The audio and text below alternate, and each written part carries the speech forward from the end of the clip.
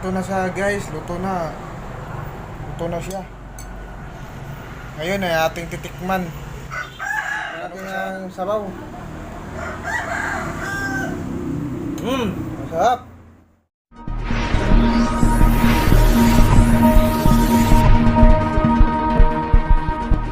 Guys, ito na po ang part 2. Ito na po, inahanda ko na yung ating paglulutuan natin. Ito yung iniyong manok kanina. Ito, umaga. Beef chicken ito. Mga recipe natin. Kailangan natin. Ito po.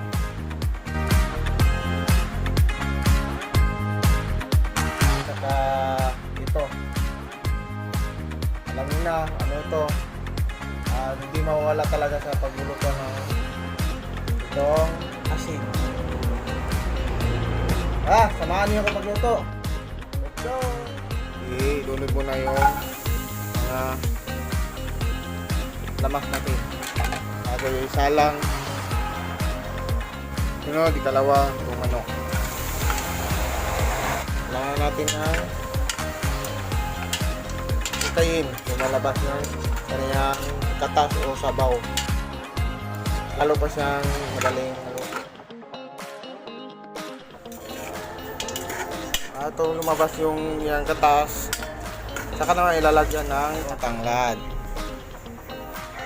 Dalawa yung ilagay ko mas bango pa, lalo pang masarap. Tapos na natin kain, saka kain. Tignan natin yung kanyang laman kung malambot na ba.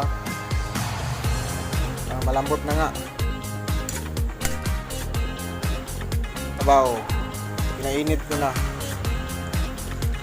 Kaya natin ubusin pa lalo pang itong masarap.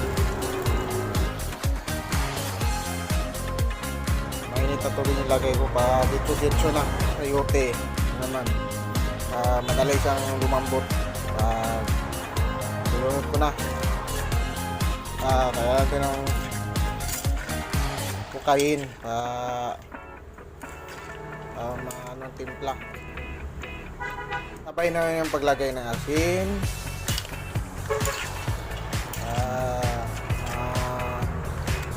kuha natin yung timpla at saka bitsin, Ajinomoto. Pusin natin ito. Pag hindi akma sa timpla, pwede dagdagan ng tubig. Kung masyadong maalat, masyadong medyo matamis-tamis, masubaan sa Ajinomoto, pwede dagdagan natin ng tubig. Okay, tumuka na siya. Lagyan na natin ng toyo at saka cube at saka atsal para mabango. Kain medyo maalat siyang kaunti, lagyan natin ng kaunting tubig. Lagyan natin ng kaunting tubig. Sunod natin to. At saka yung batikulong. Ito na po panghuli guys. Ito na po yung itsura. Wow, sarap. Gusto ko na itong tikman. Tapos yan. Ito na pala. Okay. Guys, titikman natin ngayon ang tinulang manok. Mainit pa siya. Tikman natin yung sabaw. Masarap. Matamang kanyang lasa. May namnam. Saka yung kanyang karne, ang lambot.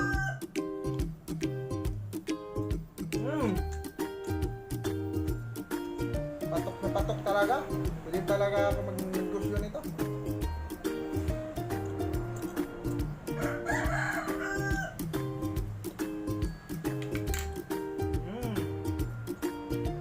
Ayos ha. Salamat guys ha. Subaybayan niyo ang aking pagluluto. Sana magustuhan niyo yung video. Salamat po. Kain tayo.